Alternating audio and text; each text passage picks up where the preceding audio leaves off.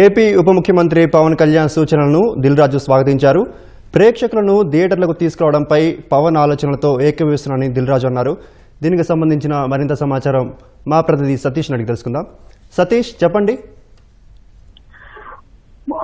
Cinema థియేటర్లకు ప్రేక్షకులు రావాలి. సినిమా థియేటర్లో ఉన్నటువంటి నిర్వహణకు సంబంధించి ఏపీ ఉప ముఖ్యమంత్రి పవన్ కళ్యాణ్ ఆలోచనలతో పూర్తిగా ఏకీభవిస్తున్నట్లు ప్రముఖ నిర్మాత దిల్ రాజు స్పష్టం చేశారు. ఈ మేరకు ఒక ప్రత్యేక ప్రకటన విడుదల చేస్తూ సినిమా హాళ్లలో తినుబండారాలు, పానీయాల ధర అందుబాటులో ఉండాలన్న అభిప్రాయం అభినందనీయమని కూడా వెల్లడించడం జరిగింది.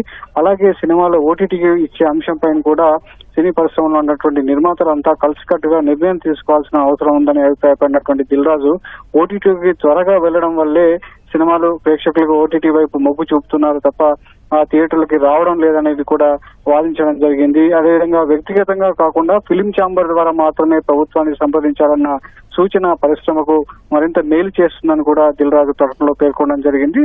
తెలుగు చిత్ర పరిశ్రమ ప్రభుత్వాలతో కలిసి ముందుకు సాగినప్పుడే పరిశ్రమ అభివృద్ధి సాధ్యమవుతుందని చెప్పినటువంటి దిల్ రాజు థియేటర్లకు ప్రేక్షకులు రాకపోవడానికి మరో ముఖ్యమైనటువంటి కారణం పైరసీ కూడా ఒక కారణం అవుతుంది. దాని మీద కూడా అందరం కలిసికట్టుగా పోరాటం చేసినప్పుడే ప్రేక్షకులు థియేటర్లకు వచ్చే అవకాశం ఉన్నట్టుగా కూడా వెల్లడించారు.